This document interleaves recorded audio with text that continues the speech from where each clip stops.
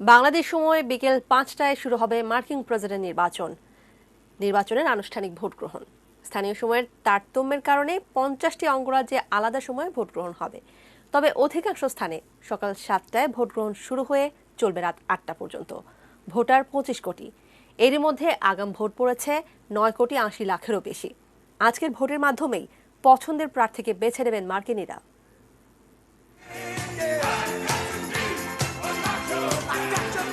সারা বিশ্বের নজর এখন যুক্তরাষ্ট্রের নির্বাচনের দিকে।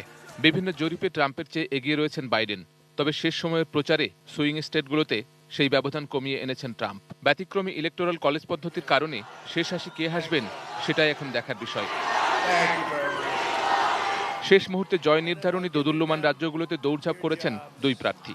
ভোটারদের মন জয় করতে প্রচারের শেষ কয়েক ঘন্টা ব্যয় করেছেন ট্রাম্প ও বাইডেন। সোমবার পেনসিলভেনিয়া ও ওহাইও রাজ্যে প্রচার চালান বাইডেন, আর ট্রাম্প প্রচার চালান উইসকনসিন, মিশিগান, নর্থ ক্যারোলাইনা ও পেনসিলভেনিয়ায়। নর্থ ক্যারোলাইনার সমর্থকদের ট্রাম্প বলেন, মার্কিন ইতিহাসে অর্থনীতির জন্য আগামী বছর হবে শ্রেষ্ঠ বছর।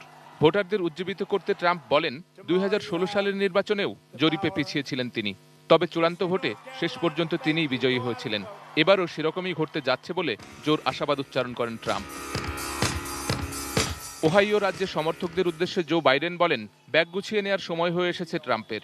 মানুষ তার কাছ থেকে ক্রোধ, ঘৃণা, ব্যর্থতা আর দায়িত্বহীনতা ছাড়া কিছুই পায়নি। এ সময় ট্রাম্পের প্রতি ভোট নস্যাৎ না করতেও আহ্বান জানান জো বাইডেন।